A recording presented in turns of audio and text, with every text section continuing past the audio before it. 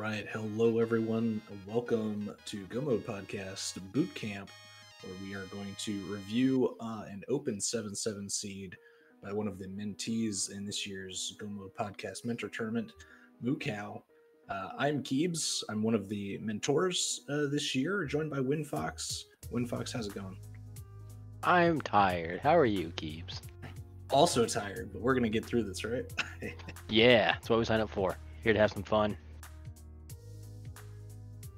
Yeah, it should be good. We'll, our role here for everybody watching, hopefully we have some mentees watching, is to kind of break down what you're seeing, the decisions that are being made, the things that we would do differently from our perspective, and hopefully throw some strats in there and all that good stuff.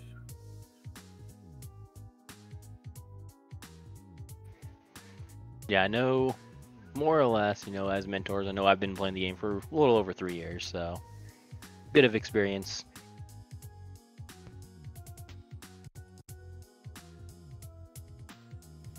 We're getting an uncle route. I know this is a common opening, especially in the last year. I think it's really taken off.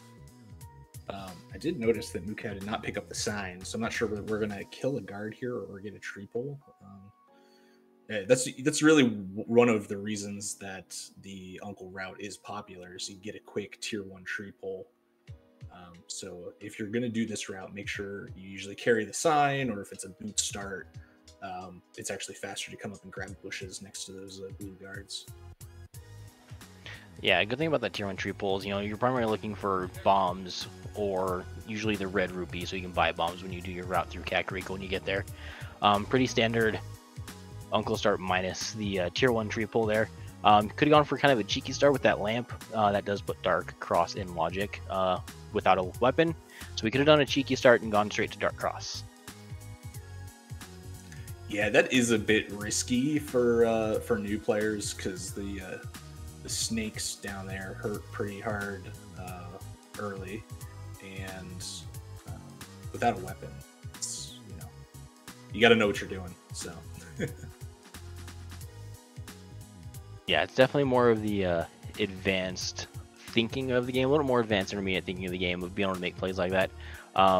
We see him going into Sanctuary, getting the 50 rupees and skipping Lost Woods. Not sure if this is a gamble or maybe just forgot about it. We'll see here, hopefully in a little bit. Hopefully it works his way back up there.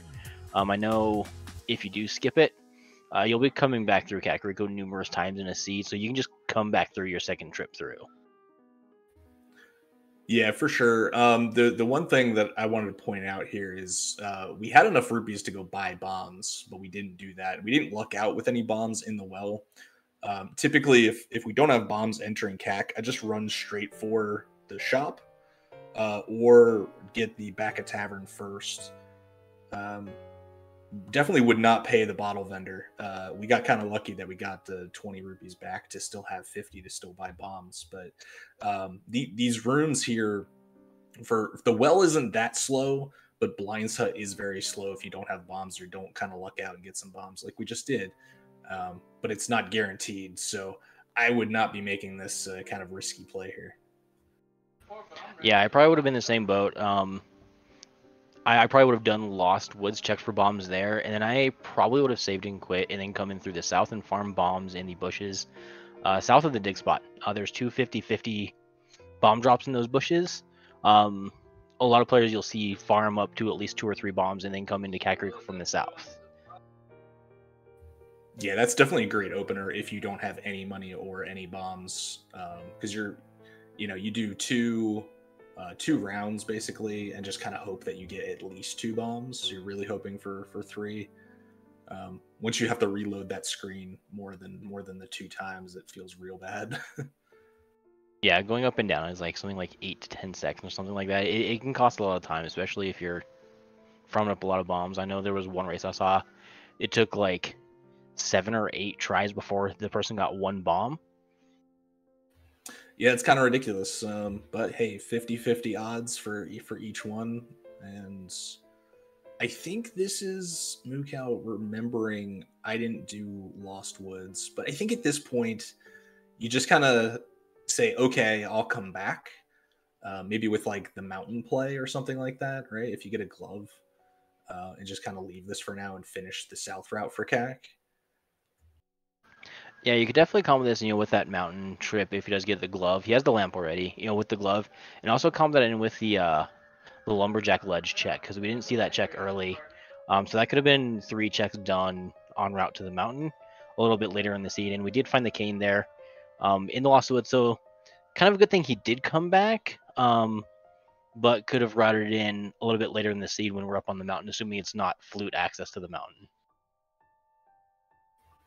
Yeah, for sure. And I think with like the, because we split CAC, you're kind of forced to walk back to the village, right? So otherwise, if we had done like Chicken Hut and back a tavern, we could have just saved and quit out of Thieves Drop there.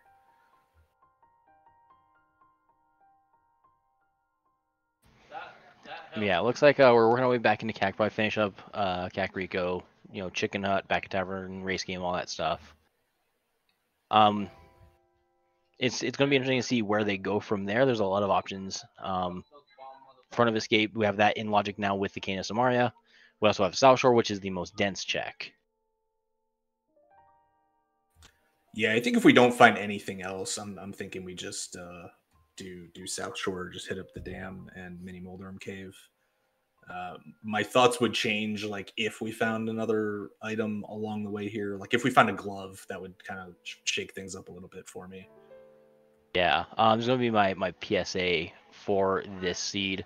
If you're in Chicken Hut and you pick up a chicken when that bomb's exploding, you will soft lock your game. Recommend don't doing that. On the contrary, I recommend every time doing a chicken clip. All right. Did find the flute in the back of tavern. So that is going to be our mountain access for this seed, it looks like. Immediately activating it, definitely the right call. So this kind of opens up a bit more. Best guess is going to be probably fluting to South Shore after finishing up race game. That would be what I would do in this situation and use that to maximize my movement around the map. Yeah, I'm actually a huge fan, and I recommend to people to, when you get the flute to 6 first and check Desert Ledge and do a Gina, because it makes it a whole lot faster after you get flute to do that. That's just one of my routing choices, because it is a sphere 0 check, at least a Gina, right? Or 1 if you want to count bombs or whatever. Yeah. But either way, it's a very early sphere. Oh, we're gonna need that mushroom. Yeah. Okay. So, seeing that mushroom, I personally would grab it and probably save and quit, and then wait to flute until after I check the mushroom in case I want to save scum it. So that would change the way I play this. Yeah, I think that actually like gives more precedence to doing a Gina, because you want to save and quit out of a Gina, so you get that kind of like free save and quit along the way to then do the mushroom, potentially save scum.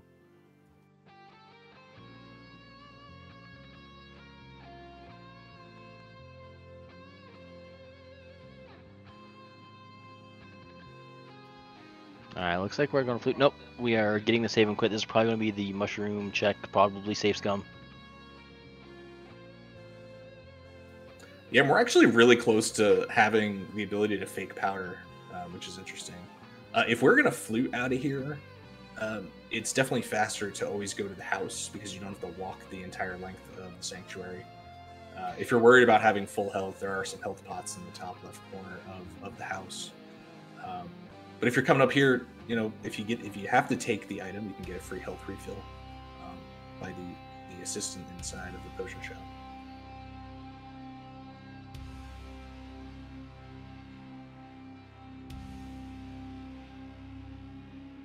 Alright, so it is a blue mail. Most runners will take that. Some runners will opt against taking an item like a blue mail, just so they can save scum it for later. Looks like he's fluting. That was quite a long look at the map there. Probably a little bit of indecision there. Decides to go up to the mountain. One thing that you've probably heard a lot of the other mentors say throughout the boot camp this week is always be thinking ahead of what you want to do. Be 2 or 3 steps ahead of what you want to do. Yeah, for sure. That's like it's kind of like the next stage of randomizer, right? Like after you kind of learn how to play the game, then you need to think about, okay, if I get another item, what am I going to do after that? You know, or what am I going to do after the current thing I'm doing? So right now, like I'm trying to think of, I'm going to go up to Spec Rock. What am I going to do next?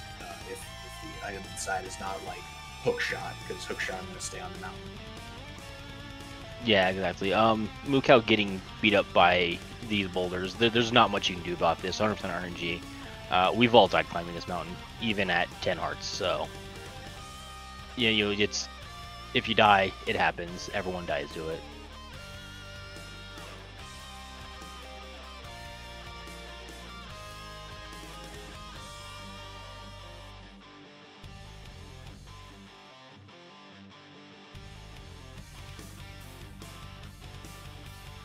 Alright, so we found nothing up here on the mountain. Not necessarily a bad play. We get some of the save and quit point, but it is a pretty low dense check.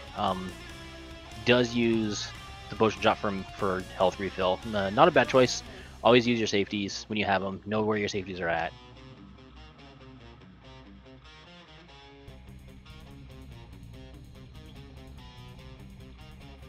I think that may have been an accidental flute there. Yeah, that was definitely a miss flute. Definitely want to go to the South Shore there. Yeah, and in this situation, we really only have those two options. I really wouldn't recommend going to Eastern at this point. You always want to try to find the items to clear dungeons before you dip them. So doing South Shore is just like the obvious choice, or like I said, doing the desert check real quick. So we'll see what we get. I think Mini Moldorm Cave almost has to have something, or else we're going to Eastern. So I think this is going to really direct the next play.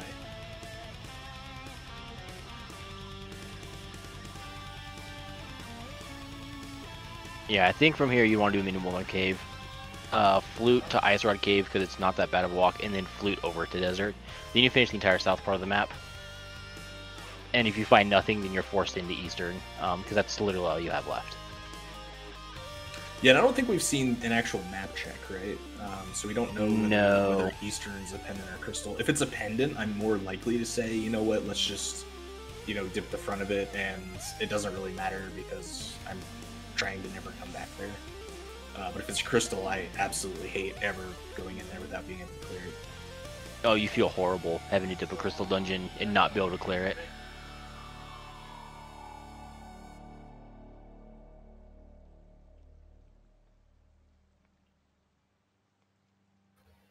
Huh. All right. Well, there's nothing. I'm thinking it's like it has to be at this point at Sahasrahla or Eastern. We don't have much left.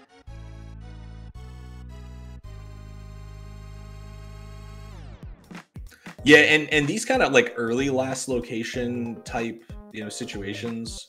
I know, like, not finding progression always feels bad as a player, but this one, your opponent in a race is most likely doing the same thing because you're choosing the density. And I am so glad that you have blue mail, because that was... Yeah, that was 6 hearts of damage they just took on green mail. Okay, well, that bottle's pretty quick check for Sick Kid with the flute. So I would be rushing that right away here. Yeah, 100%. I'll definitely get the flute out, go over to 3, and get that, because early bottle usually points towards that one-off progression. There is our map check. Looks like it's a 5-6 up at Hera, and the other 2 are blues, so... Yeah, it's a really nice light world. Because that means probably some of the troublesome Dark World dungeons that require extra items like TR or something might not ever come into play. I'll only bring this up one more time, but we did again walk out of Sanctuary to Fleet. That is going to lose time every time.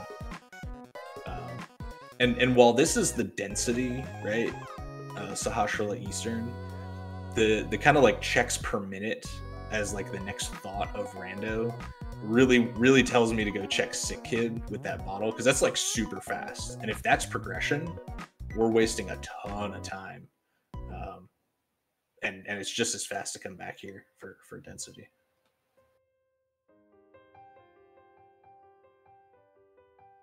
All right, and Moocow is checking the green pendant location. Good knowledge to have, especially since you have all crystals in the light world. It is Misery Mire.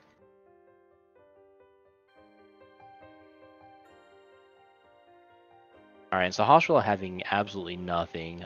We are running out of checks very fast. Eastern Palace, front and front of escape, and then bottle and desert. You know, having that lamp super early, there might just be something in Dark Cross, like you were saying.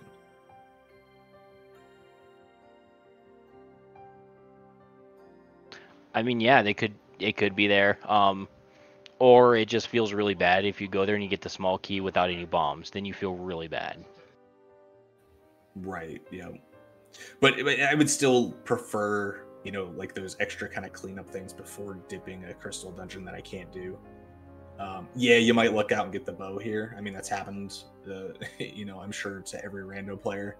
And it feels good, but that's just kind of confirmation bias. I would not be here unless this was a pendant. And I would just be, you know, let's do Cane of Samarian bombs, front of escape. Yeah, like, the seed is already turning out pretty ugly. We have very little items. We're, what, 15 minutes in or something like that?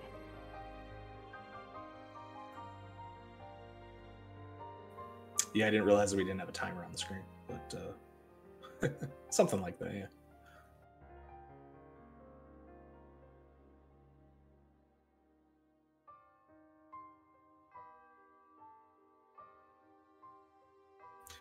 I will say this. I mean, oh, there's a hammer. That's nice. Doesn't really do much right this second. We already turned the mushroom in, so that removes the fake powder incentive.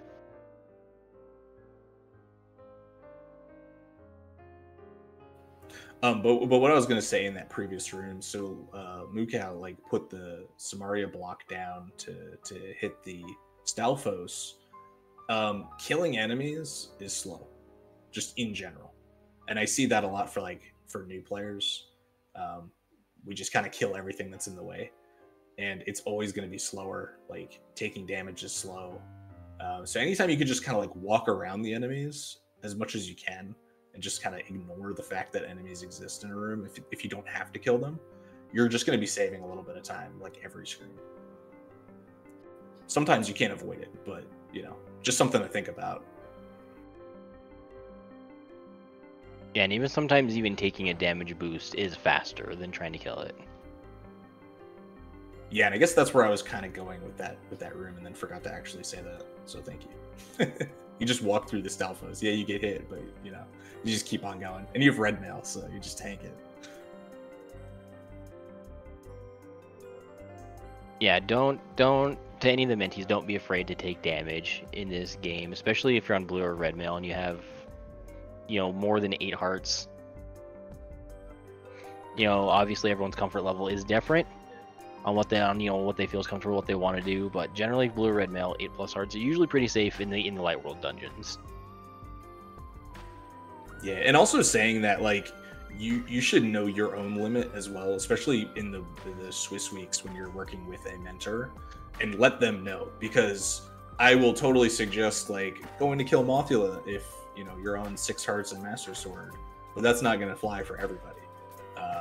You know, some people are going to want that extra sword, and you know you want to make the decisions based on your comfort level with the equipment you have. So yeah, we did find that hammer in Eastern. Didn't open anything up.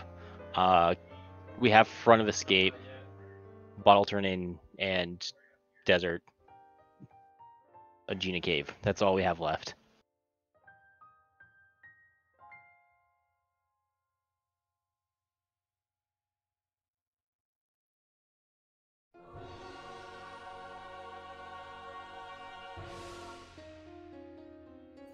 Yeah, and like I was saying earlier, it does feel a little bad to kind of do this after the Eastern play, just because it was an earlier sphere. And the same thing with the bottle turn-in. Like, you know, it's hard to do, but it gets easier the more you play. Is to like think about the spheres of logic, and you know, try to, you know, chase kind of the early spheres early game, and then deeper spheres later in the game. You know, we did find a glove there, which is awesome. So we're almost at Dark World access. I imagine Moon Pearl is just in front of Escape, or Dark Cross, or back of Escape, I guess. With the Agena Cave play, it is always faster to save and quit out of Agena's Cave, even if you have Flute. Always faster. Flutes, boot, that doesn't matter. Just save and quit, and then start at Link's house or the mountain. All right, so we're doing front of Escape here. WindFox, I'm sure you probably feel the same way. We definitely should be doing back of Escape first, because it is more, you know, it's faster checks per minute. So you get those quick 3 checks, and you kind of know the layout later. So you know if you got the small key, you know if you got the map. So maybe you can dodge Dark Cross. But if you do the front, you're almost like kind of, well, I guess you could do it from the back, but you're kind of forcing yourself to think about doing Dark Cross, even though it might have nothing. Yeah, definitely after getting that glove, my immediate thought would have been to save and quit, head to back of Escape, and then play it off from there. If there's nothing back there, then I would have saved and quit again, and then gone to the front of Escape. Yeah, exactly. There's a couple things like that in Rando, where like if you get a certain set of items, just do the next check that opens. So like I feel the same way about Mitts and Flute. As soon as you get Mitts and Flute, you go do Meyer Shell. Like it's super fast, and it's 2 checks, and it's deeper in the logic.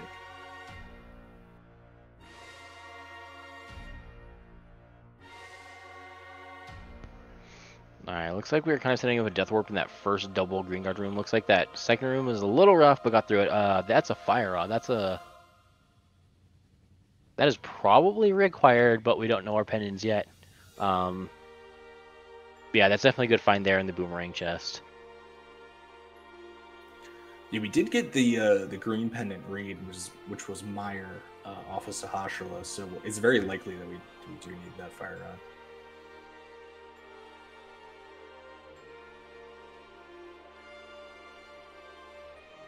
But really, that Fire Rod it doesn't do much for us, right? Like, we still need something else, most likely Moon Pearl.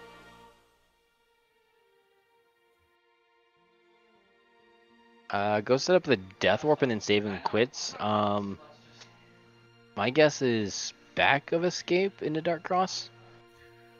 Yeah, I think it's faster to do Dark Cross from the back anyway. And I guess you'll know whether it even has an item. So I don't mind this. I think this is probably the better play. I probably would have done Dark Cross from the front just because that's where my brain would have gone, but I think this is the better option. Yeah, I think it's the muscle memory most of us have at this point. Especially if you don't have a glove, it's just Death Warp, go do Death Cross.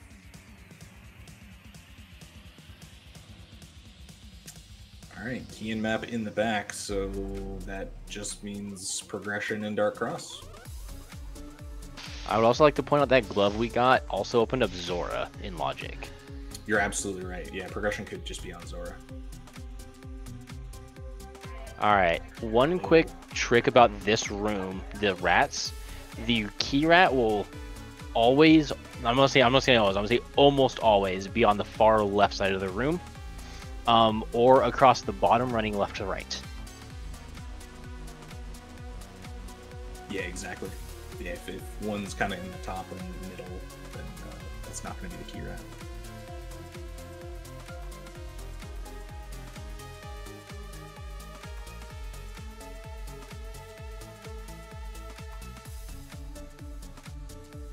All right, that's Dark World access. So WindFox, what's your favorite start when you have Mitts, Hammer, Dark World access? What are you doing? So this depends on my item layout. If I have a sword, I will probably go Village of Outcasts. to potentially finish Skull Woods if I can, and then route south through the Dark World from there. If I don't have the sword, usually I'll just go Hype Cave west.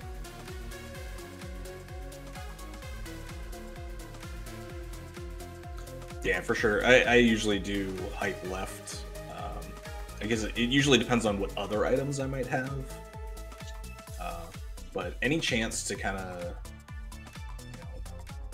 get other items for dungeons, like finding the bow or something to go to pod.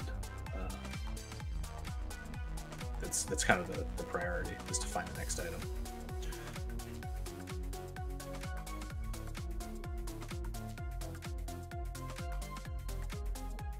We did find our ice rod in Hype Cave.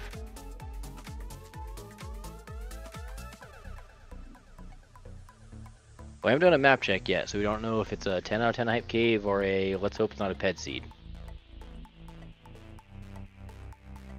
Let's hope it's not a ped seed.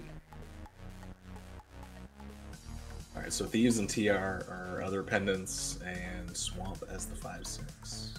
So we do not need any medallions potentially, which is actually kind of a good thing. You just kind of hope you never find a medallion. Yeah, you hope you never find a medallion. Kena Samara, you're hoping is only needed for GT at this point.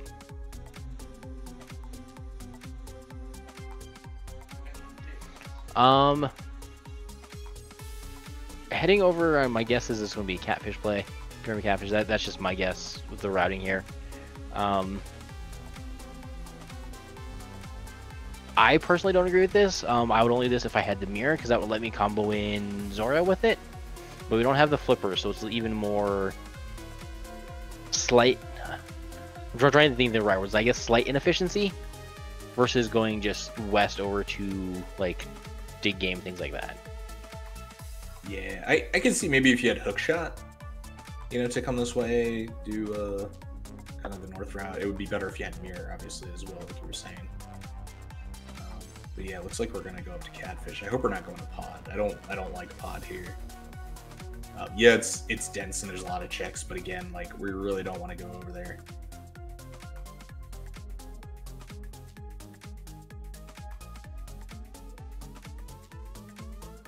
Oh no, don't throw that skull. Keep that skull with you and throw it at the guy after you transition the screen. Yeah, that Ropo will always jump straight down at you on the screen transition. Okay. We're not doing catfish.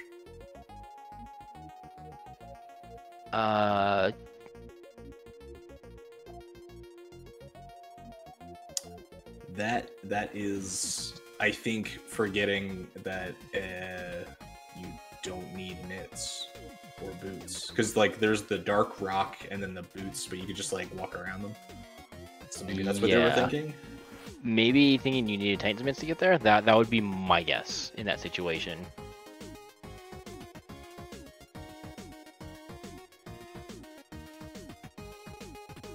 So yeah, to get to the check at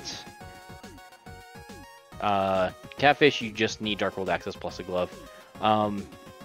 Walked out of sync. Yeah. Go ahead. Yeah, walked out of sanctuary. And then walk to Cat Crane instead of using the flute. Use your transportation items. Get you on the map faster. Yeah, I would imagine. I know I'm not listening to their audio, but I think that they probably realized, oh, I could have done catfish, and is a little tilted, and then just kind of forgot. Yeah, I could definitely see that. 100%. And that Sphere Zero bottle gave us absolutely nothing.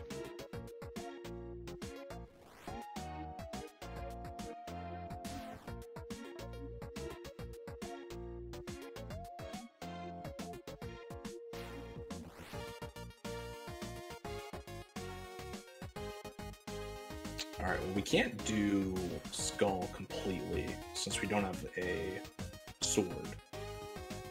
But I definitely like getting the front of Skull checks done on the first trip, especially since we're probably going to go south out of village to do dig game and Stumpy, since we didn't do hype left. Because otherwise you're just kind of like abandoning the front of Skull, right? Yeah, like I know most people would probably go front to back because they can't finish it. All right, I'll let you cover this room, Keeps. Yeah, we have Samaria. Like I said earlier, killing enemies is slow. Dodging enemies is pretty slow, especially in like a room like this. This is a solid like 45 seconds, I think, right? This is taking. Yeah, we don't have a sword to hit the jellies, but yeah, you can place a Samaria block, kill them both, pick up the switch, or pick up the block. That's a nice mirror find, though. That's why you always do from a skull. Yeah, that opens up East Death Mountain for us, and Hera, which is one of our 5/6s, so that's actually a really huge pickup. Yeah, I would still love to like not do any more mountain until maybe we find mitts, if we can help it, or hookshot, both potentially. Because now it's like this late that we have some other things to do, and now I want more, right? Like I want to be able to full clear the mountain if I can. That's like my thought process is like, yeah, I can do a couple checks, but Yeah, exactly. You're just like, okay, like I can do, like, what would it open up, like 8 checks on the mountain plus a dungeon in K45. Yeah. There's also like, I hate to say this, there is some heavy potential here for like pendant TR, because we already have Samaria, Fire Rod, Ice Rod. We don't have a medallion, but like when we get mitts, well, TR is like almost completely open to us. Yeah, we need what? Medallion, 1 sword in the mitts, and all of a sudden we would potentially be in pedestal, logically pedestal at that point. Yeah, I would be a little like worried about that at this point. Like, just looking at the items that we have, and then which dungeons are pendants.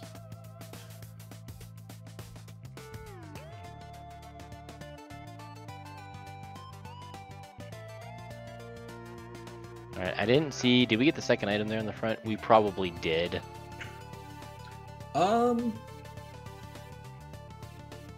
I don't know. I'm gonna say we probably did because we got the big key on the left. So I'm gonna assume we got the. Right, we did. We saw powder, right? Yeah, That's right, powder. Yeah. So that means we just weren't counting the items, and maybe we're hoping for an extra small key. But there's a free small key in the back anyway. So as long as you have one, then everything's good. Yeah. I love this play right here that he's doing with this mirror. Checking Graver Ledge. Checked Bumper Ledge. I 100% love this play. It's 2 checks that are severely out of the way right now. Yeah, absolutely. Because if you don't do them now, when are you going to come back? Exactly. Like, maybe when you come back to finish Skullwoods, maybe, but... Yeah, but I think for most people, that's going to be at, like, Master Sword, maybe? Depending on your comfort level. I mean, we need at least 1 sword, but... yeah. No one's ever been burned by not checking Graveyard Lodge. Yeah, never. I mean, I know I've never been burnt, but I don't know what you're talking about. I'm just hoping we don't get burnt by catfish. I mean, we do have the mirror now, so it does make it a little bit easier, so... Yeah, we really need to farm up some money somewhere. Hope to get up to 300 before I would even think about that. But yeah, that's definitely something in the back of the mind. I mean, once we get the mitts, we can get that 300 that we saw on Desert Ledge. That would help out a ton. Yeah, you're absolutely right.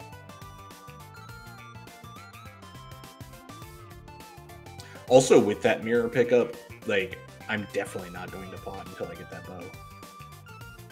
Right? Oh, then you just want to, yeah, like, 100%. chain them both together.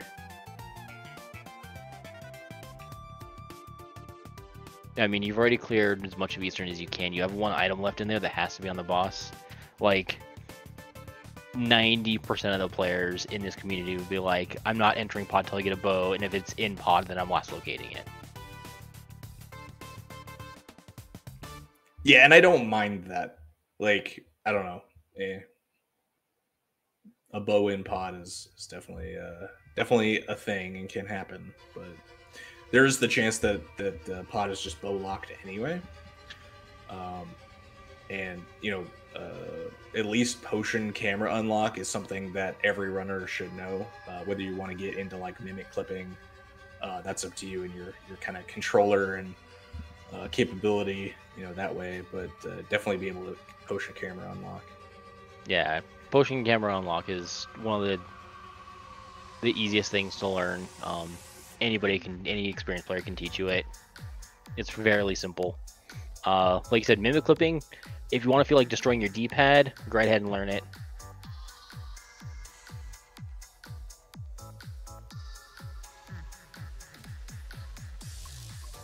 Oh, nice. So we got mitts and flippers. We are a hook shot away from swamp. Oh, we are skipping thieves. Oh, I like this. I would at least check the front four. Yeah. So front four is like, everybody says it's like overworld, right? That's a very common thing that you'll hear in the Rando community.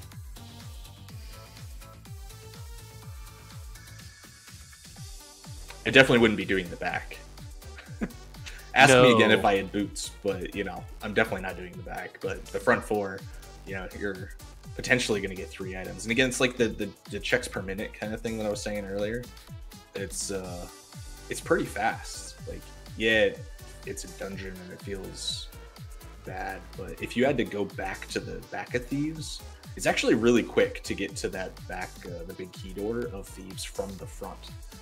Unlike most dungeons where when you double dip, you have to like walk past everything else that you did. Thieves is set up very nicely for double dipping if you have to. All right, I'm gonna assume we just got the mitts. I'm gonna guess we're gonna get a smith chain play here along with the rest of the south Dark World area. Yeah, I think we kind of have to at this point. You can debate front of swamp here. I think there's better options in Ice Palace, but I can see somebody doing front of swamp, right? Like, I wouldn't say it's a good play though. I personally would not touch swamp. At this point, I probably would have done front of Thieves Town. Got what I got and realized I can finish, 2, potentially 3 crystal dungeons now. I have all of Death Mountain available to me. I'm 2 items from Go mode at this point. I would be blitzing my dungeons right now and just hoping my Go mode's on path in these dungeons.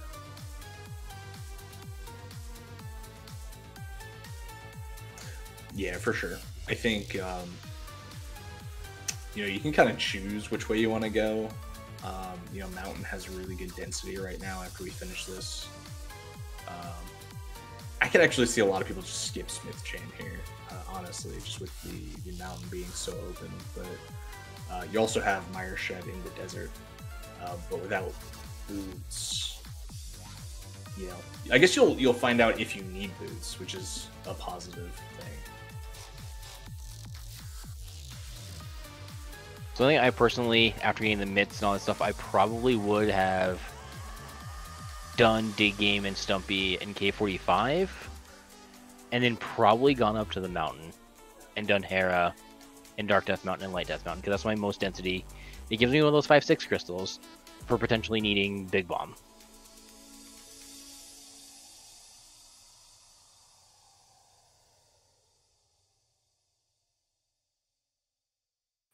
Yeah, Hera being a red crystal is a pretty good thing, and the fact that we just don't have a sword. I can see shying away from some of the like quote unquote harder dungeons that are later in the game. So even though we can do Ice Palace, do you really want to? Yeah, especially a lot of mentees, I'm just gonna say nearly all of them are probably very unfamiliar or very uncomfortable with swordless boss fights. Never mind. We have a sword. All right, cancel that. Well, that means that logically we can do skull. So we have that's both 5/6s in logic now. Nets, we have ice. I thought swamp was the 5/6. Was it? Maybe it was.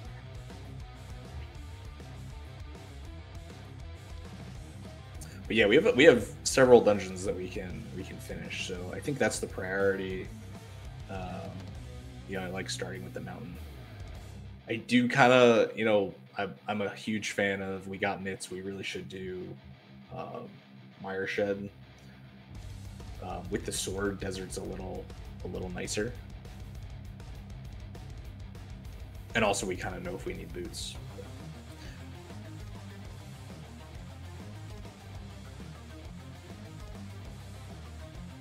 Alright, so Smith Chain is done. Where are we heading from here, Kiebs? I imagine the mountain.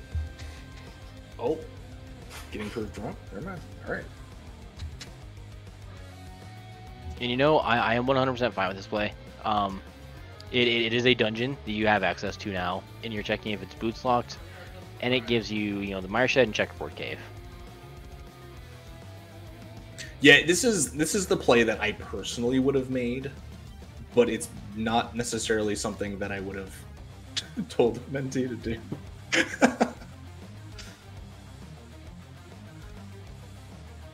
Sometimes I like the lower odd, kind of plays, but that is not what we wanted to find there. That ether medallion. So I'm just going to point out we are a hookshot from pedestal being in logic. And are we just hookshot from going? Hookshot and bow. Oh, that's right. We don't have bow. Yeah, because that hookshot would give us access to Mire. I am not keeping track of items on my computer, so without it being on the screen, I am hopelessly gonna forget here. All right. Well, I got your back. I actively have a tracker up going right now as we're doing this, so I actually have my tracker going. The smarter of the mentors.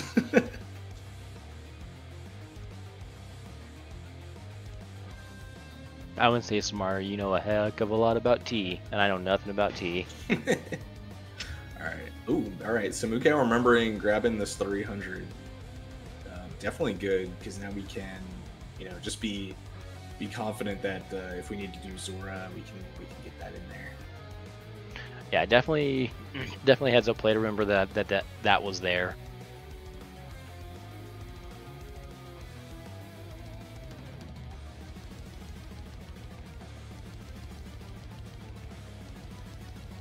Big question is, are we boots locked?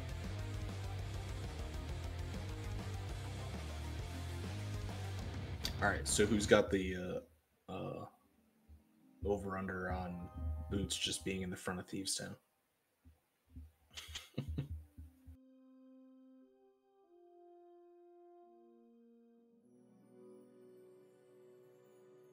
I mean, if they're in the front of Thieves Town in this seed, and you skip it, you're either winning by like 10 minutes because you god ratted it by skipping Thieves Town, or you're losing by 10 minutes because you didn't get the boots and you ratted the exact same.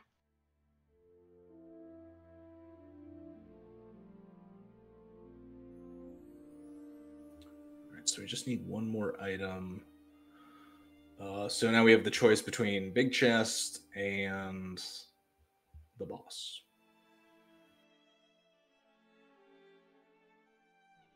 So I personally would head to the boss. Checking the big chest is a little slow after mirroring. Because if you just go kill the boss, it's on the boss cool, you get to save yourself, 20 seconds from going up to the big chest.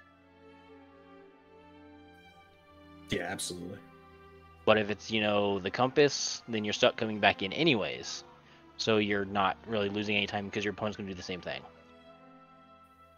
Yep, it's just one of those time neutral kind of things. it just feels weird, right? Like it feels weird to skip the chest in the front, to just be like, I'm gonna go do the boss, because it's just like against the logic of I need to find items.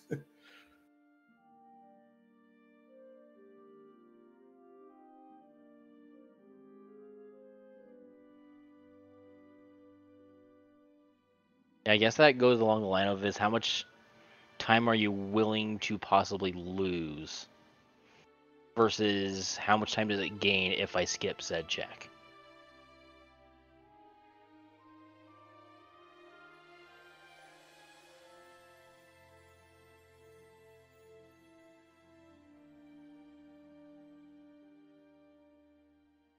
Yeah, looks like we'll be getting our first crystal here soon-ish, as soon as we kill Lanmo here.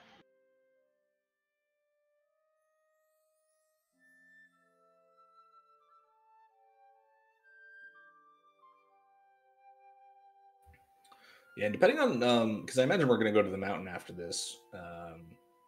We could be seeing like hookshot in Turtle Rock. That is very possible. Our bow could be in the Turtle Rock. Our bow could be in Mire. We may find the hookshot and have to go into Mire to find the bow. Like,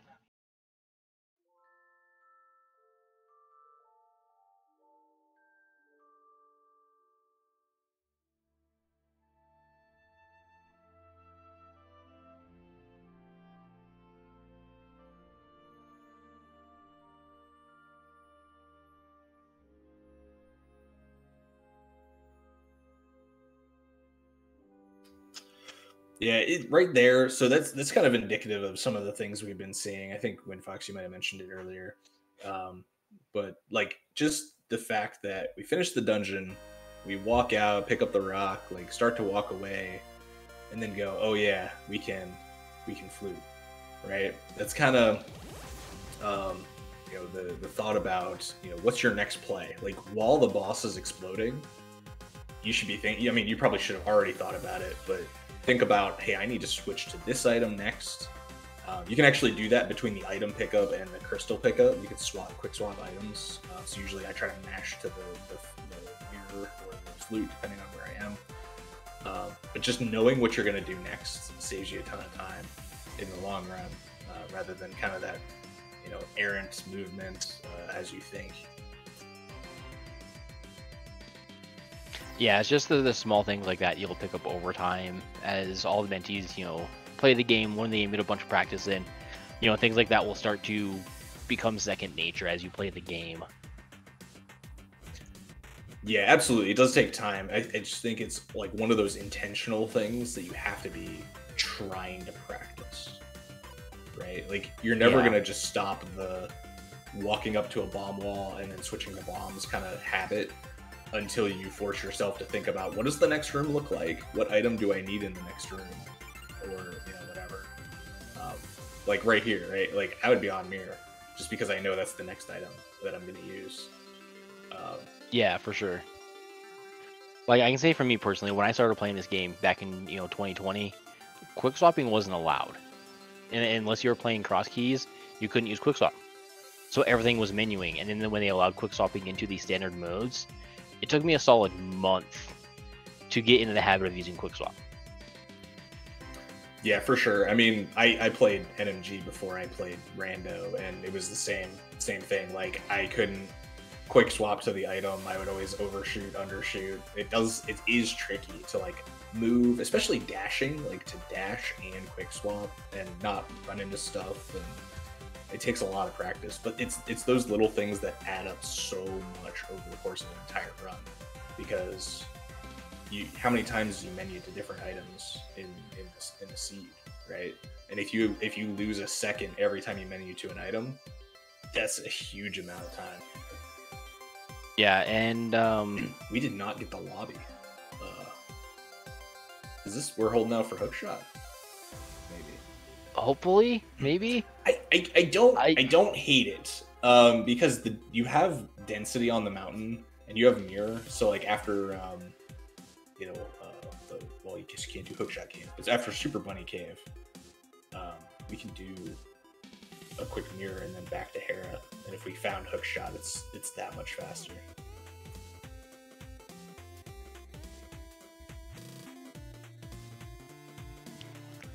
I'm indifferent on that decision.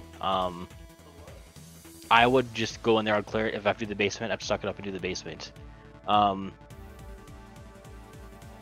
But there's also the I could wait for hookshot, or I could wait till super later and it's my 7th crystal, and I just mirror in front of GT.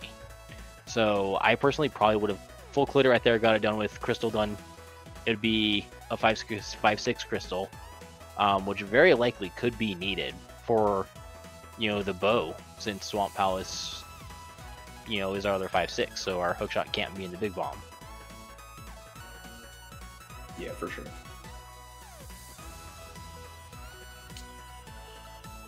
Alright, I think this route here means we're gonna put the portal in front of Super Bunny Cave.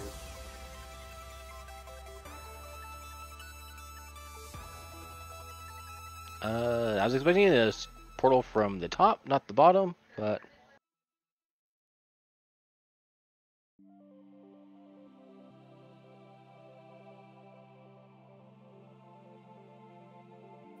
yeah, I see this way done. I'm not really sure what's faster. I've not timed out here any of this, but I definitely have seen kind of putting that portal there, and then you can just drop down and walk back out the door, and then walk up Super Bunny. Which leads me to believe we're actually just going to leave Hera, potentially, because I think you would want to do that if you're just going to bail after Super Bunny. But there's the bow, so that's nice. Pod now. Oh look, both bows. Wow. Okay, so we found both bows in the same spot. So we're hookshot from go mode. I guess the only way hookshot could be on pedestals if we find boots at this point. Yeah, we would need boots. But hookshot can basically be anywhere. There are very few places that hookshot can't be right now.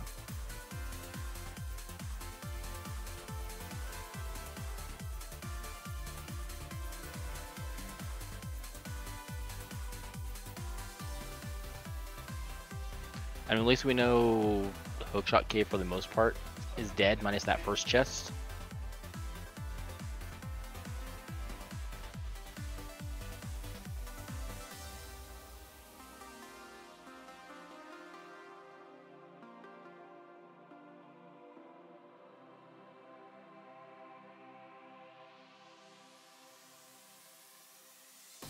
Yeah, I figure while Moocow here's finishing up the mountain, I'm gonna guess he's probably gonna head over to Hera. Like, I don't see why you don't finish Hera here. Kiebs, what is your favorite mode to play? My favorite mode, man. I think it honestly depends on how I'm feeling. I like to go fast. I like Kaz boots, but I also tend to do like weird clowny decisions. I really like full clear mode, so like 80 keys. I'm a huge fan of too. What about you? I think I know what the answer is, but what's yours? Why don't you guess? I think you're gonna say cross keys. You're very close. You're very close. When I say the name of this mode, chat's gonna wonder what the heck it is. I like the mode called Despair. Oh no. Well, I know what that is because you told me, but yeah, please tell the chat why they should never play this mode. All right, so Despair is cross, or I guess it's crisscross. So you have Dungeon Rando plus Entrance Shuffle. On top of that, chests can be filled with B-traps. They can be filled with rupees. Instead of giving you rupees, they take rupees away. Link's house is shuffled. Drop downs are decoupled from each other, so it's similar to Insanity Entrance. Every tree bonk are bees. And there's something else involved with it that I don't remember that makes it even crazier. Oh, it's Enemizer Chaos Boss Shuffle. Don't worry, mentees, we won't make you play that.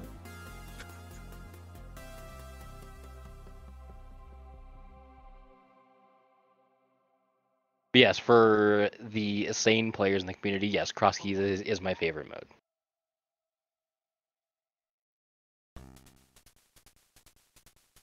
Alright, but back to the VOD here. We are in Hera. Clearing Hera, we ended up having to go to the basement to get that big key, unfortunately. So we will be getting, probably, my guess would be a Hammer Moldorm fight. I haven't found anything. We're just hookshot from go mode.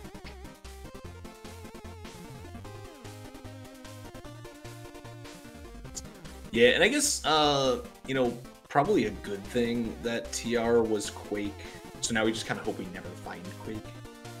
Oh no. Falling in the pit. That is a tricky thing to learn. But once you get it, like, it becomes second nature to do the spin, like, against the pit edge there. Oh no, and then we didn't hit the switch on the way back. Oh, this is gonna be...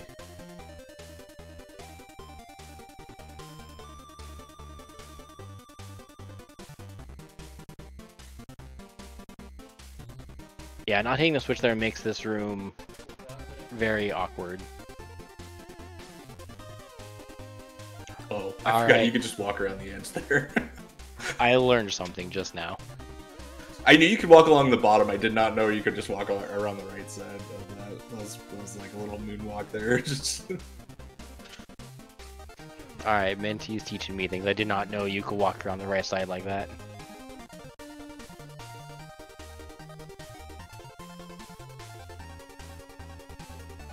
Alright, looks like we're getting this big chest via developer intended way through the drop down.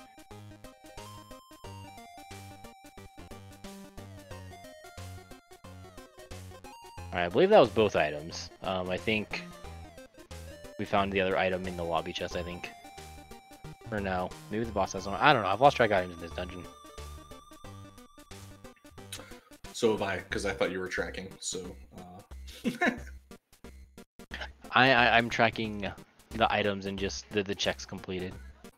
Oh, I thought I didn't have to do anything. Jeez.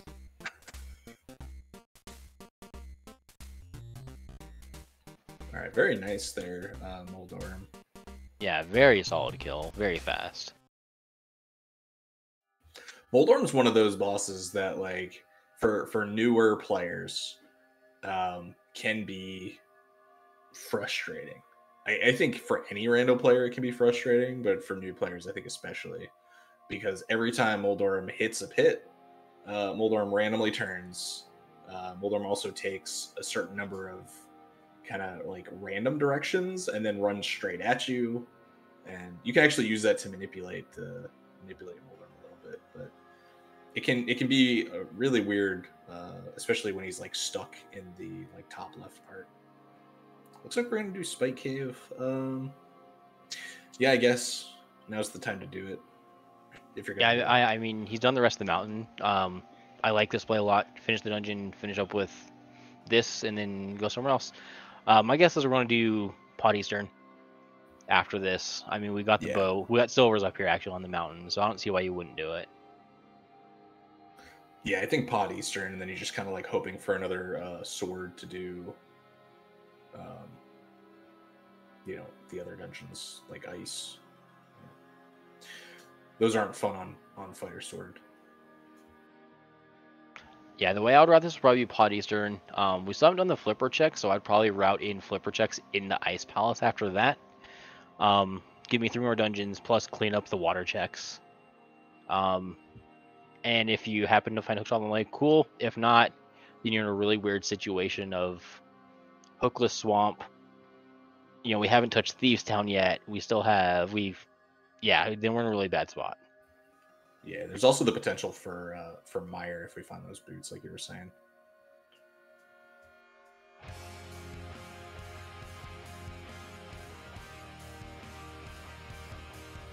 Or TR if we find Quake.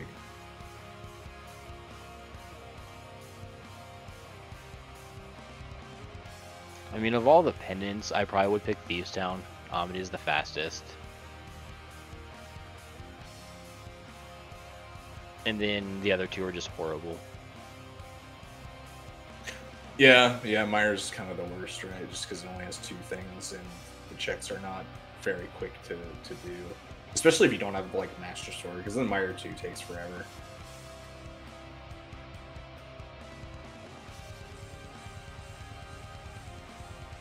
Alright, I guess we'll see if we needed those bows for whatever goods are potentially in the front of Pod. Or I guess the back too. The non-boss items. Alright, in that room there, Moocow actually, quick swapping to the mirror as he's approaching the chest. Definitely, thinking ahead, knowing what he needed to get back to the beginning of the dungeon.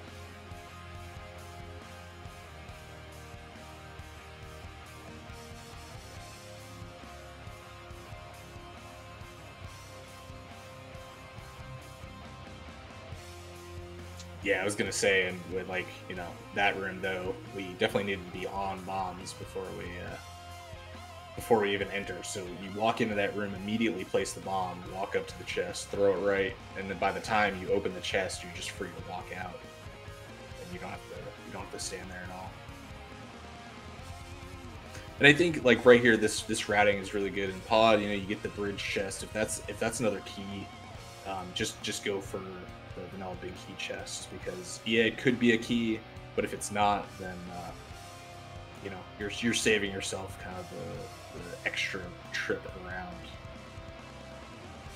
Yeah, it routes you in through the drop down into the portal to get over to the right side, to the mimics on the right side, to let you then, if you get the big key on the right side, then you may think about going straight to the boss and then coming back to the back later, or going to the back, mirroring, then going to the boss.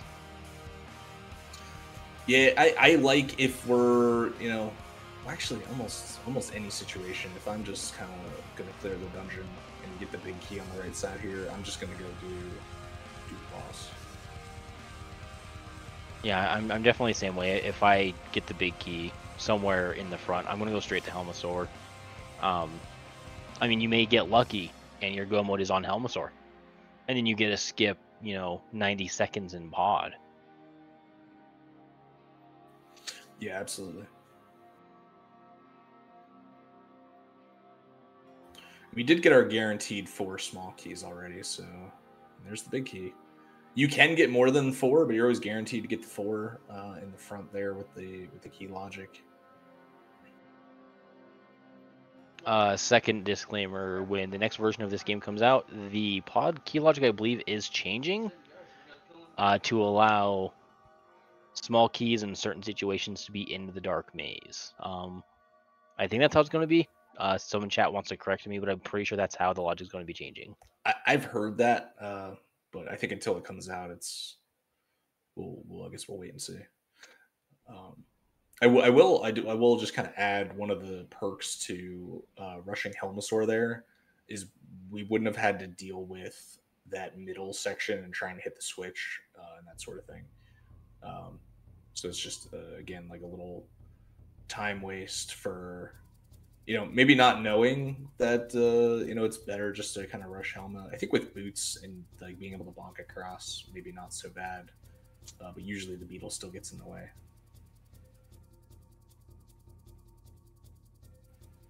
All right, not a huge fan of getting this chest first. Yeah, one of the big things about Pod is counting your keys. There's guaranteed 4 in the front, which means you're guaranteed to find 1 key in either that beetle room or one of the 2 chests down here. Guaranteed to find 1 more. It's a matter of, did you find that second key back there?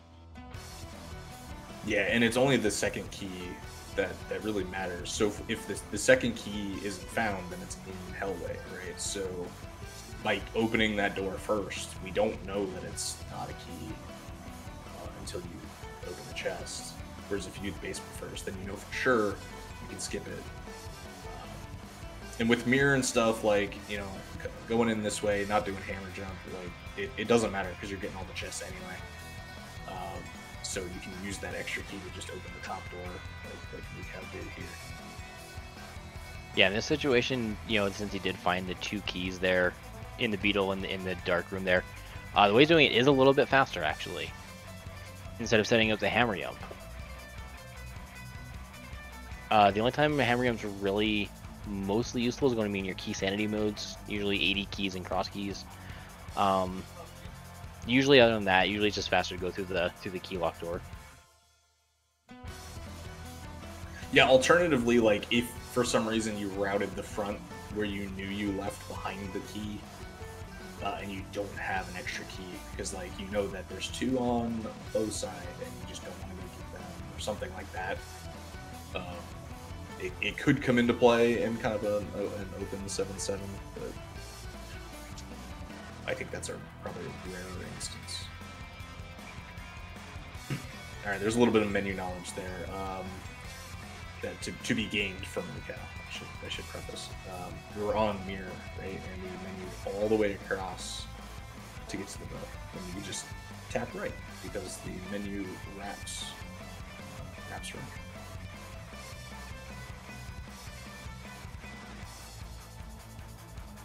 And for those mimics, what you'll see, because I noticed the Moocow for both of them kind of held the sword out like you would for the like GT mimics. You don't really need to do that for pod, because you can shoot when you exit the door and then step left while the arrow's flying.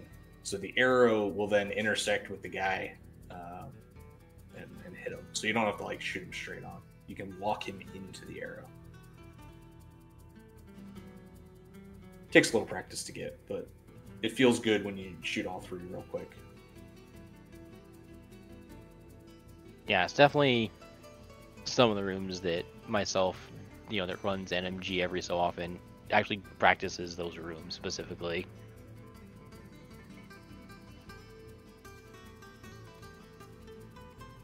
Yeah, unfortunately, no Master Sword there for beams to just hit that switch. But lots of health going into Helmsaur. Everyone's favorite one.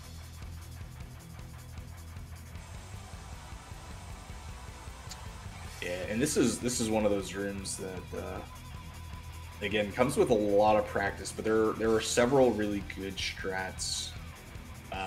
You know, each one kind of like just a little bit faster than the other to kind of clean up those turtles. You hit, you know, multiple at once. If you have like a better sword than fighter sword, you can spin them and that sort of thing. So.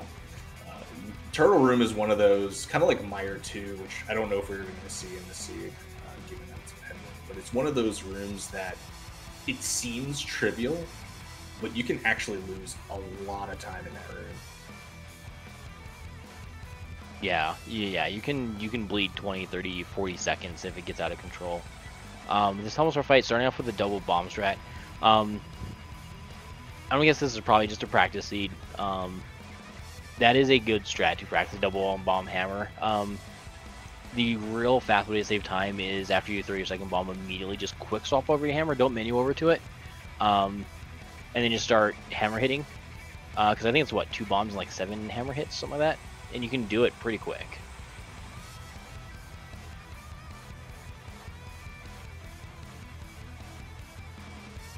Yeah, there's someone that you want to watch that does that strat really fast. Gamachu is definitely one of the top end players that does it and performs it very well every time.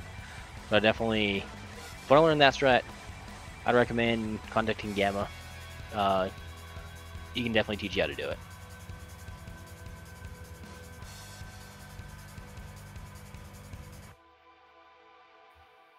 Alright, so here's the Eastern cleanup.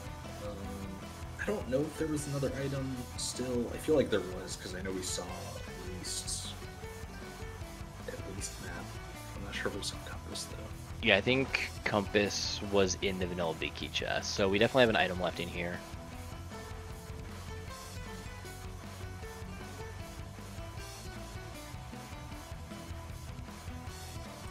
Yeah, that room, if you're going to do arrows, what I like to do is just hold up left out of the door. And then when your sprite is like the shadow part is maybe 75% of the way above the like darker line. I know we're not showing the screen, so it's really hard to say, but like 75% of the way above the darker line.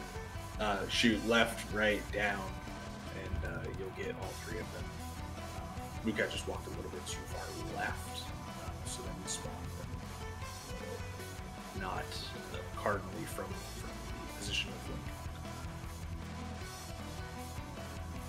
Yeah, I'm lazy. I just like to do NMG strats every time with the bots. Yeah, you don't really lose that much time if you just do pots, especially if you have a hook shot too. Hook to the pot.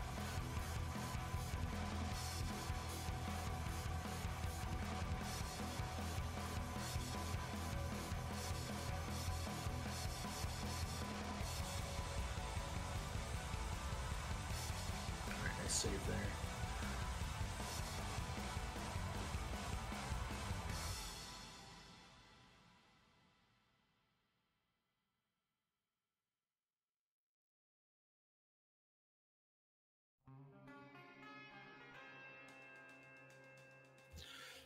All right. Well, not a hook shot or quake or boots in either of these. So I guess our real options are ice and water checks and thieves, right? So obviously we're gonna do ice first.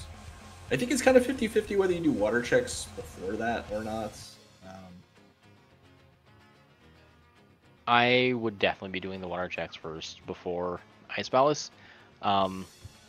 You could get really, really, really lucky, and if you get a the hook shot in any of those flipper checks, then you can just Icebreaker through Ice Palace, go mode Ice Palace, go mode Swamp Palace, go mode the rest of Skull Woods.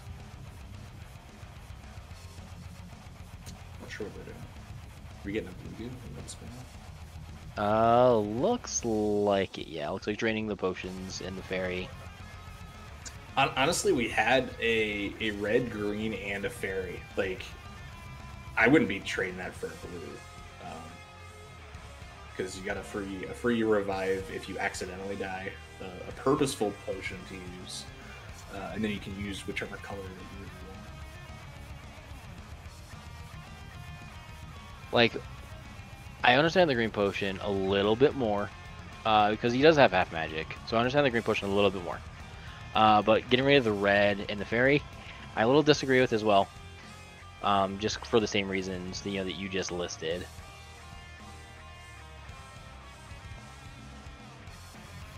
All right, so we are gonna get ice first.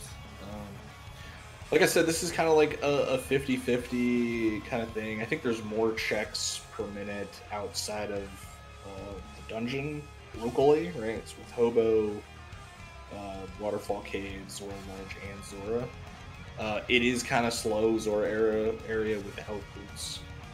So, I mean, it feels bad, but it also feels bad to be doing ice without boots and hook shot. So. I don't really fault this decision, like, you know what I mean? But there's definitely some thought about doing it the other way. Yeah, it is crystal. Yeah, for sure. All right, so a little bit of a really cool knowledge. If you freeze something, you can one-shot the enemies with the hammer like he's doing after throwing the penguin and realize it was doing nothing. Yeah, there's also really good like double bomb strats and stuff like that, because they'll die to the bombs. Yeah, if you had a different medallion, that rune is you can just use the medallion without it. Since we did get a key, I'm kind of thinking we don't have to go hit the switch. I mean, you could do it to be very safe, but we're gonna full clear ice anyway. So I don't know. I guess it really depends on where that big key actually ends up. Usually when I do this dungeon, if I know I'm going to be full clearing it, I will flip the switch almost every time. Like, if I get the big key in the first chest, I'm not flipping the switch. Yeah, that's what I was thinking. It's like if you get the big key, for sure you don't, but you also need a small key for this to pay out. So like if you get the small key, you have a pretty good chance of finding the big key too. Because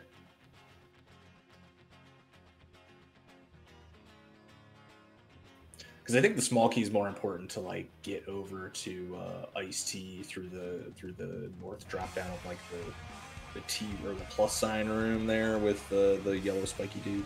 Yeah. So since we have that extra key already, well now we have 2, but we're guaranteed to be able to get it that way. Oh no. That is not a fun item to find right now. Yeah, especially since we don't have Master Sword.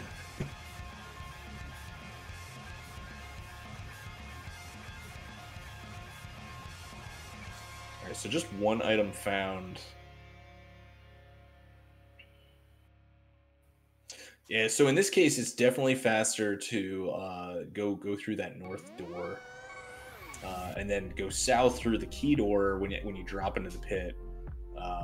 And what that'll do is it'll get you to Ice Tea, and then when you go back through the room, you'll end up at this door to the right, and then you can bomb jump across to get the freeze orb. And we should be getting the big chest. This is. I'm glad you got that.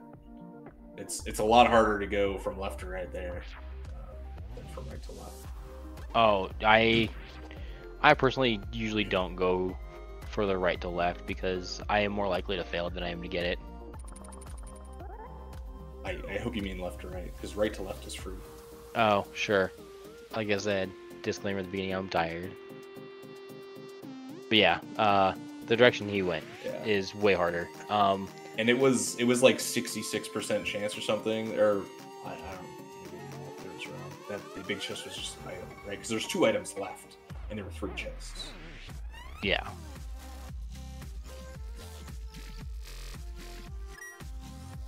I think, what do we have left in here? Big key and the boss, right? Yeah, big chest and boss. We moved left. So in this bomb jump here, you can actually just push up right against the wall after you walk. Yeah, that's what happens if you move out of that corner. So I really hope that's not hook shot, because we're probably not getting that. Unless we're going to take a really long trek all the way around the Ice Palace or come back in. Yep, we're taking the trek. I hate it. That chest would just be dead to me now. Honestly. Well, I guess there's nothing really like better to do, but if I had more things to do, that chest would just be dead to me. Like in a key sanity standpoint, if we go a little, you branch out a little bit to the key sanity modes, I would finish the dungeon and then come back in and get back to that chest. Yeah, that might actually be faster. I don't know. It might be even. I'm not sure.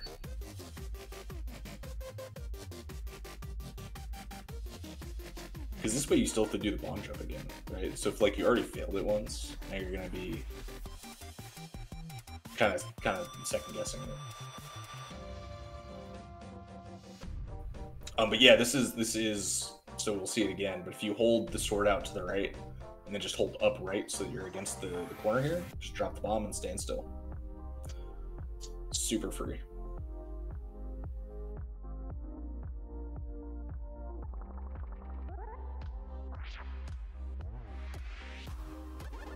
Ooh, all right, that is a real good find. Which is, so we needed a Master Sword, but that also opens up those 2 tablet checks, which I absolutely hate. And we're definitely going to go do all the water checks first. And hope that it's not just like, Boots or Quake to do one of the other pendant dungeons, because then that feels real bad.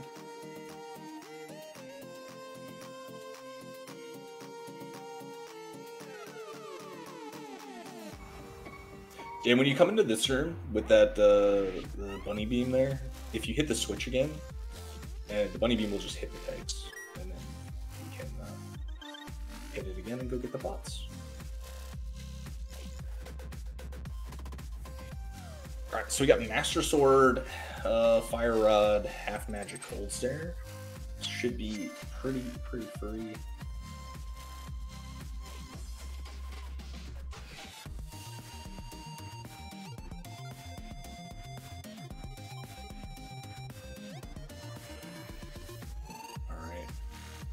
So here's another fun fact for the mentees. When you are doing fire rod, you know you're gonna use fire rod because you have like half magic or something, or you're not gonna do like the tempered strats. It's actually better to spin the puffs to the left because the splash damage from fire rod when you're shooting it left into the puffs. I don't know if you noticed, but like Moocow was getting single hits on the puffs even though they were stacked. If you do that to the left, there's a higher chance that you're actually going to get splash damage on one of the other puffs and take fewer shots to kill them. But a good kill here. Still nothing. So we're running out of stuff, unfortunately. Hopefully it's not catfish, because catfish is like well isolated now. Yeah, I really hope right at this point he's mirroring. Looks like we're going with a mirror here. That is a menu. Oh my goodness. I'm gonna throw a little shade on Vextifer. That's a Vextifer menu. Love you, Vex. I will also throw out another little thing. So like I saw Moocow walk out of the entrance and then like up into that little nook. For every Dark World dungeon, when you come out of it, you can just mirror at that spot. Wherever it puts you, it'll always let you mirror right there, no matter what dungeon.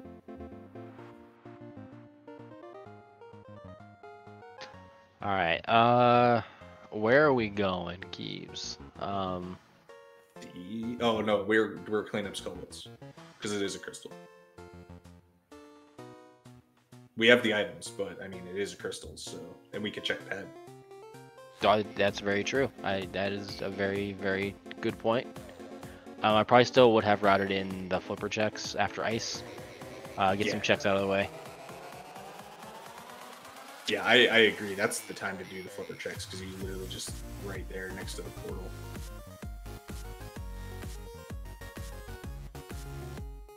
Swim up the hobo, flute back to 8, and then jump in to go to Waterfall and Zora.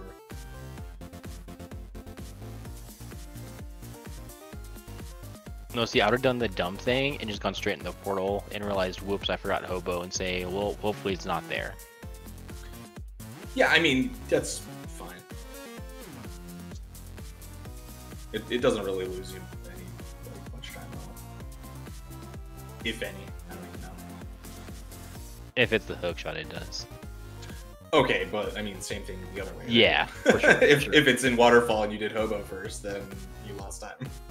Yeah. Alright, so I think Moocow forgot that they got both items, because there's zero reason to get that chest. We can get the other key on the Gibdo. Which I guess now we don't have to. But I think that's one of those, like, it is difficult to remember how many items you got in a dungeon. If you're not specifically tracking that, like that's not something that I personally track. Like, you know, so if I double or triple dip a dungeon, I completely forget, and I'll just hit the menu real quick and kind of figure out from the number of small keys that you have. Do you have, or how many items are left? Like, do you have map and compass and big key, and then kind of figure it out backwards from there.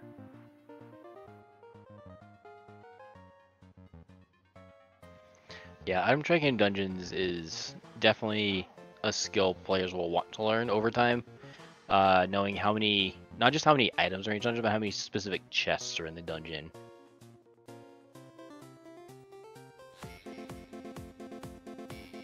Yeah, I mean, I definitely have on my table here where I play is a paper that has for different modes, so that I don't have to think about it, how many items I'm gonna get in that dungeon, depending on the mode. So like for main tournament, right, it was like, okay, for MC boss, like these dungeons have this many, so I don't have to think about like adding while I'm playing. Yeah, I'm sure most players have like little notepads or like notes typed up on the computer somewhere, or just have some sort of way of remembering or having access to the different modes, item checks, things like that.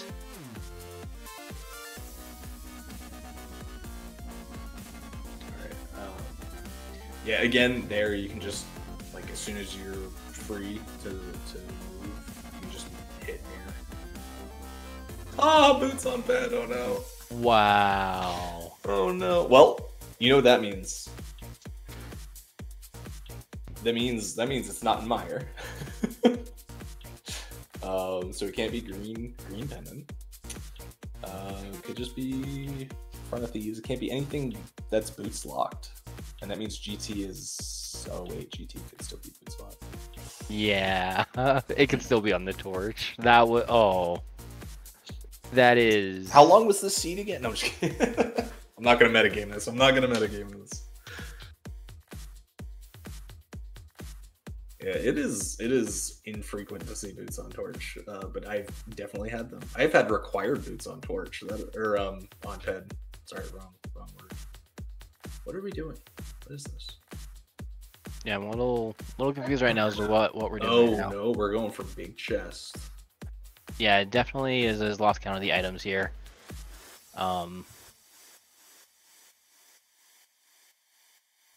Yeah, I mean, it's always going to be faster to bomb jump. But I know that the Hera one didn't work out earlier, so maybe not feeling confident in doing a bomb jump there.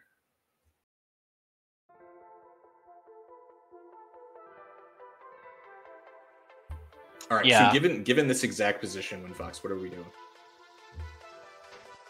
I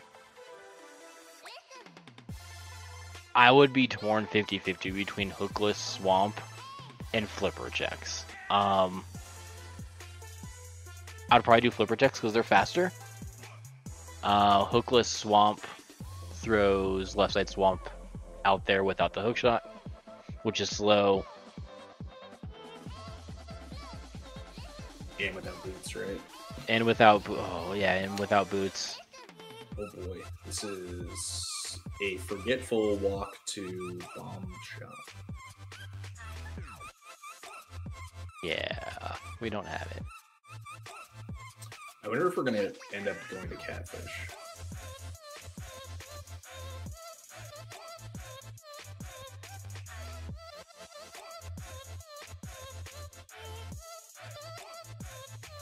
So I wonder if I mean I don't know. I wonder if Moocow is using a map tracker. I know I don't use one. I've never really used one. I definitely recommend it for new players though still, because if you're a lot can happen in the seed, right? And it takes just one little thing to go wrong, or like you skip something and you forget that you skipped it, to just like write it off completely. But if you're auto tracking and those locations are disappearing, it's very easy to be like, oh yeah, I forgot to get catfish. So I think this is going to work out because, you know, even though the walk is terrible, we're not isolating it, and then we're just going to go get the Zora after as well. Yeah, I know. The only time I like really use a map tracker is cross keys and entrance modes. I have a map tracker up when I'm playing normal modes, but I almost never use it. I have it up for streaming purposes, but outside that, I don't really use it. Yeah, and I specifically don't use it because I play with one screen. So like when I'm streaming and then have all the stuff open, and I just don't have room to have a map open at a like visible size for it to matter. Yes, I definitely, so Incoherent, great point. I definitely tell people this because you think about quick swap, and you know, for new players, you're like, okay, which way do I go? Like how many do I click? I look at my items and I go, oh, it's 3 to the left because I can see all the items on my tracker. I still do that like today. Like So I even do that. Like I'll be in the middle of a crystal cutscene, I'll be on one item and forget to quick swap over to prep for the next item. And I look at my tracker, I'm like, okay, how many times I have to, you know, rapid press my L or R button to get to the next item? And we did find Tempered Sword in Waterfall. So hooray, we got a good sword. Yeah, and then we don't have to worry about Ganon, right? Alright, not there. Zora, Thieves Town, or Hookless Swamp?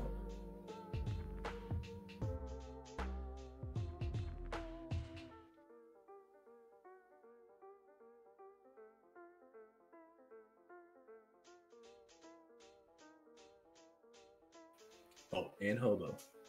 Thank you.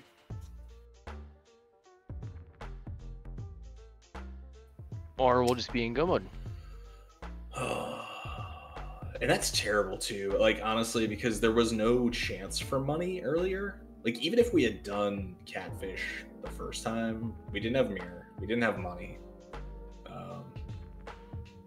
So there was no like good opportunity to just go do Zora. So I feel for anybody who plays this one, because I think a lot of people last locate Hook here, and Hook is go. Because you get access to Crystal Dungeons, you know, you get bows. Oh, let's go to Pod Eastern. Let's, you know, do all this other stuff. So this is just a kind of a rough seed.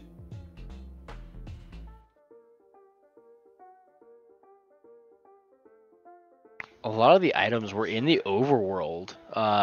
Just kind of looking back through my tracker and just the notes I've been taking throughout the seed. We had Flippers and Mitts in Village of Outcasts. That's overworld. We had Mirror in Front of Skull Woods, which some people also consider overworld checks, and we couldn't even finish it because we didn't have a sword, and the swords were locked by the Mirror. At least one of them was.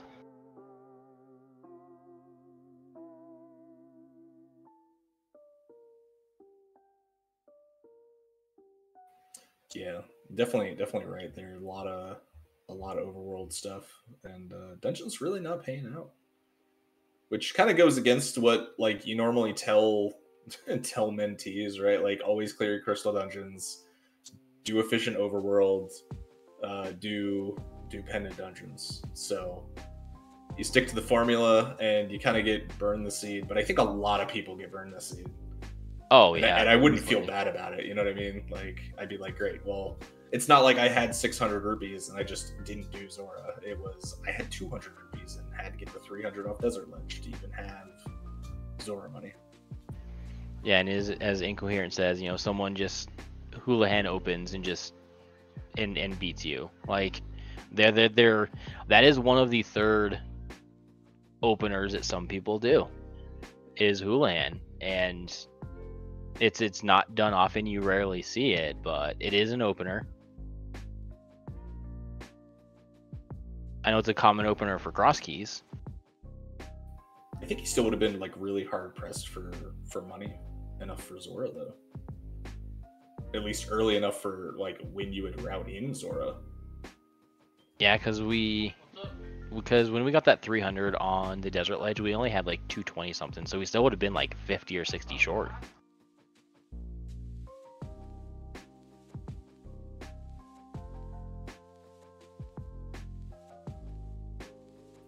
All right, so which method are we going to see here? It looks like we got Kane ready. All right. Nicely done there, diver down. Yeah, I'll say overall, Moocow definitely has a very solid base execution level. Pretty strong execution, just some, you know, very small things very minimal things that'll, you know, save a couple seconds here, but overall, very solid execution from what I've seen.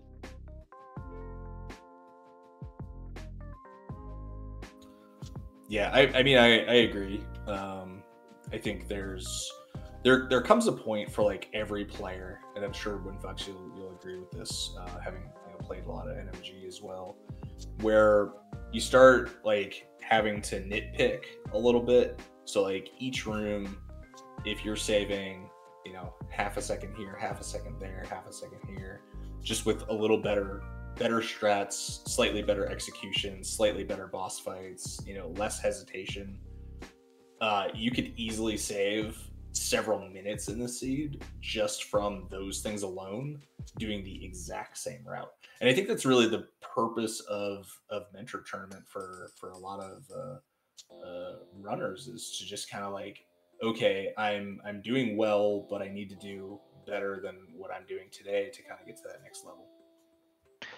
Yeah, definitely.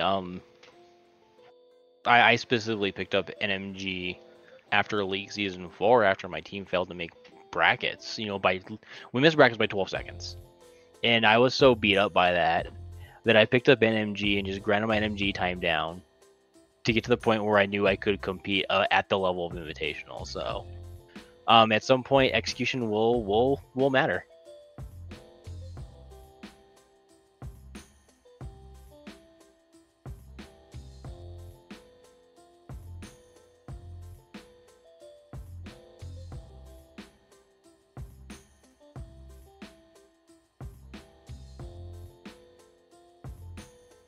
Yeah, that's the 7th crystal. All right, Cubes, I think we should play the game in chat. Oh, yeah? All yeah. Right.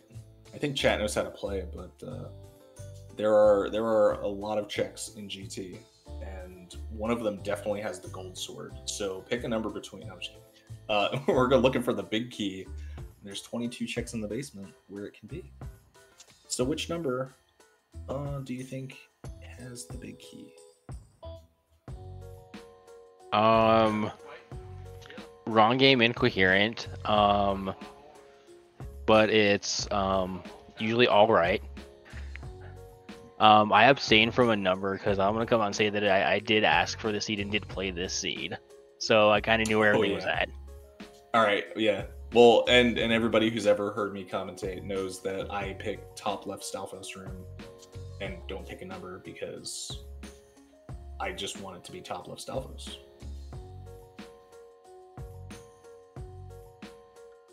It is a little bit of confirmation bias, but I find it there more frequently than almost any other check.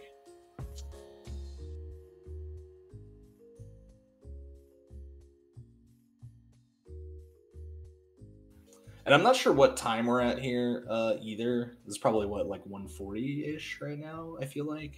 I don't know how long we've been live, but yeah, my guess is probably we're sitting around the 140, 145-ish mark. Yeah, I mean, without boots, right? Really is not bad. You know, we did skip a couple things. You know, we never actually had to go into thieves, which is, you know, beyond, you know, I'm in disbelief that we never had to go into thieves, but still a good time for like a non-boots kind of thing. You know, not only did we skip these, we didn't touch any of the pendant dungeons. Like, we skipped all 3, 100%. Lumaga saying in chat, not sure if that's live. We've been live on Twitch for 135, or if the runner's timer's at 135 on the VOD. It's probably the runner's timer.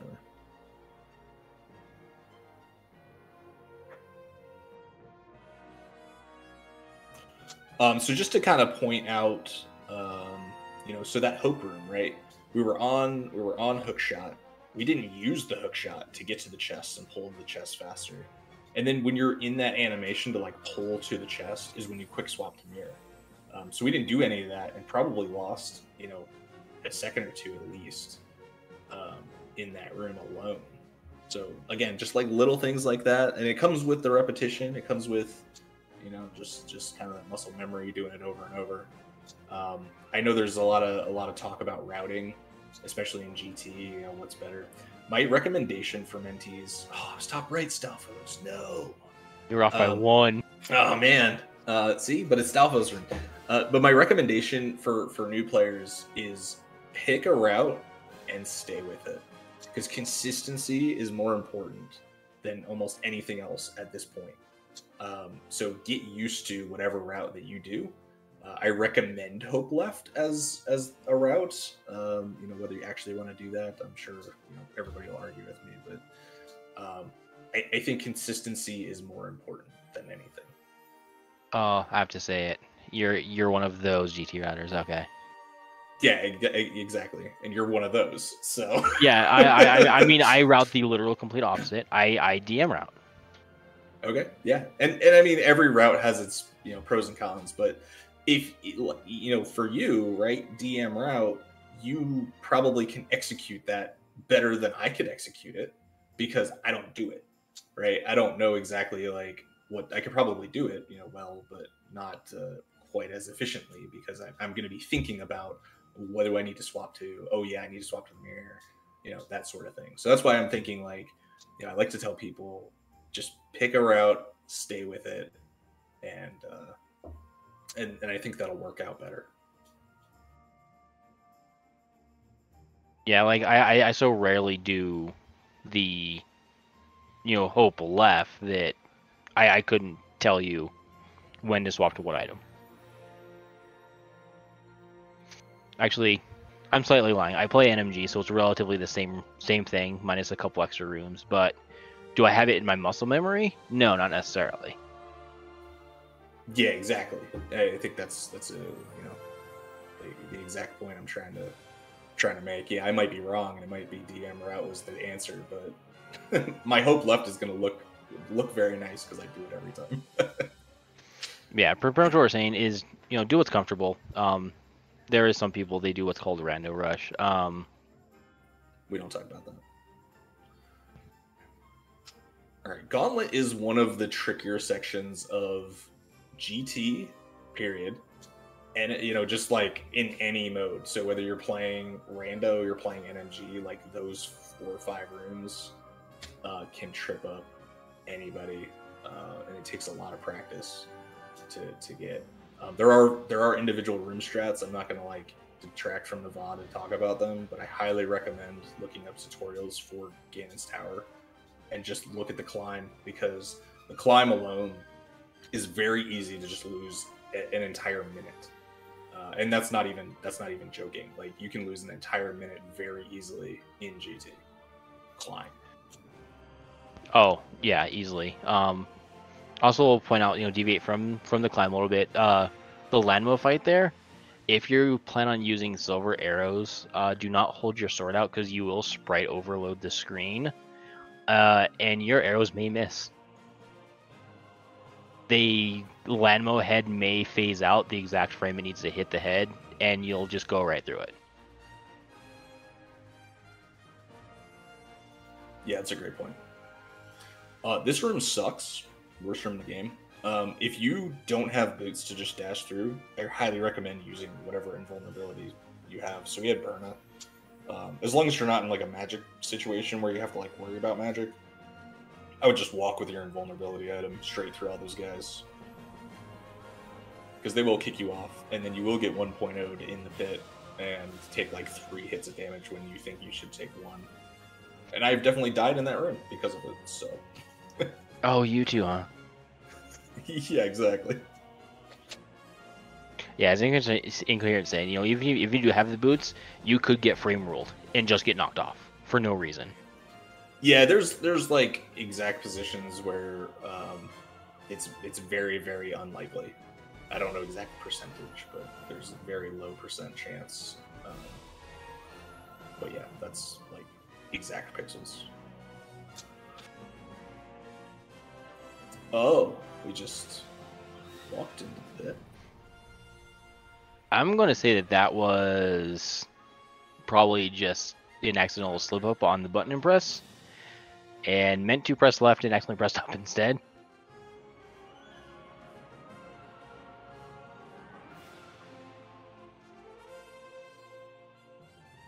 Yeah, the way the arena here is laid out, it's so much better with boots, because you get the first one by doing a dash through Moldorm, and then you can set up for the spin. But when you don't have boots, there's so many more edges and corners in the arena that just make that fight terrible. Also makes this room terrible. Oh, that room is terrible without the boots. Or cape or anything else like that.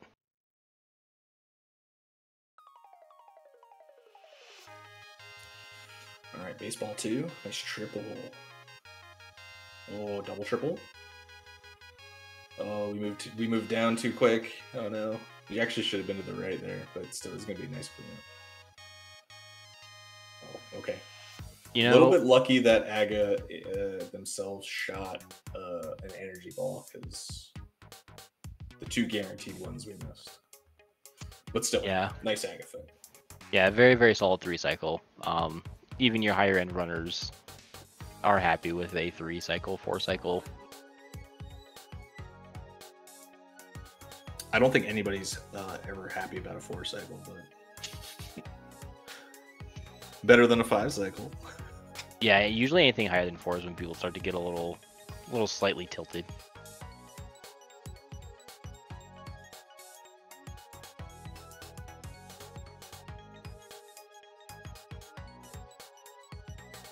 All right, it's time to kill Ganon. Red mail, 12 hearts. I think we have like 2 blue potions left. Tempered silvers. This should go fairly quick. I know sometimes it can get a little crazy out of hand. Yeah, for phase 2, if you don't get a good position where you can just get spins in like a free corner, you definitely want to be at the front left because the bats are on the right side. So when Moocow was on the right side there to start, ended up getting hit like twice. Oh no! Pushed left to just align before drinking the potion and hit the bat because it was so close. Yeah, one of the things I definitely would recommend, is you're usually on the hookshot when you enter this fight after hookshotting through the block or to the chest after Moldorm 2. You know, use the invincibility frames you get from the hookshot if you need to. Yeah, for sure.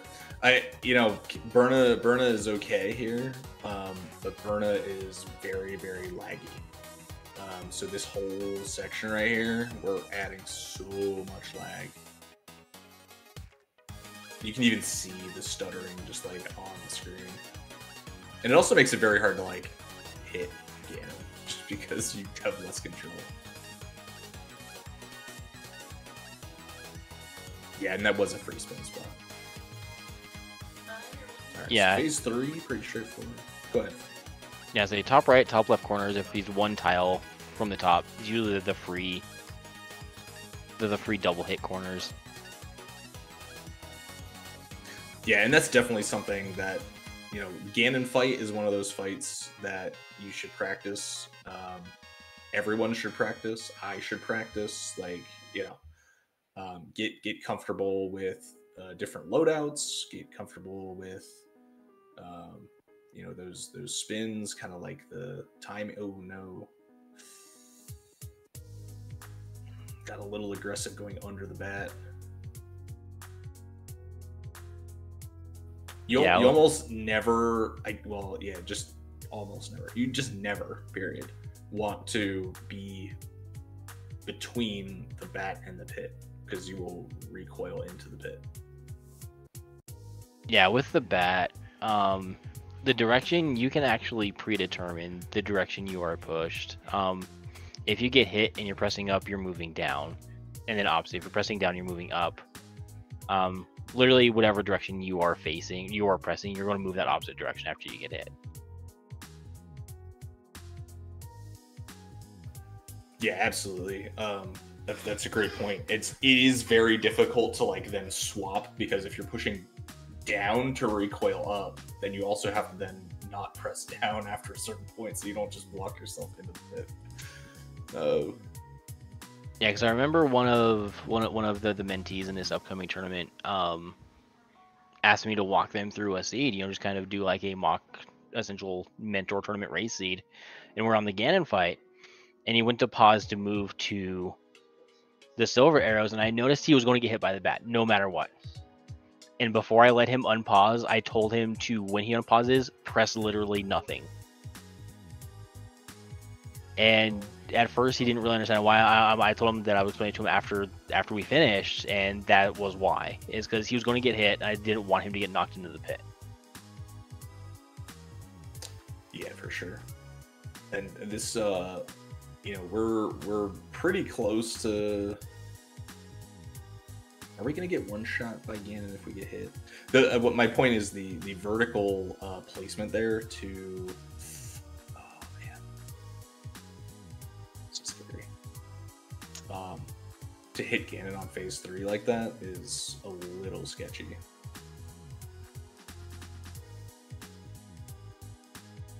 You don't want an accidental hug from Ganon. And then I saw that the Moocow shot 2 silvers there to the north. You can only shoot extra silvers into Ganon if Ganon is not against the edge of the platform.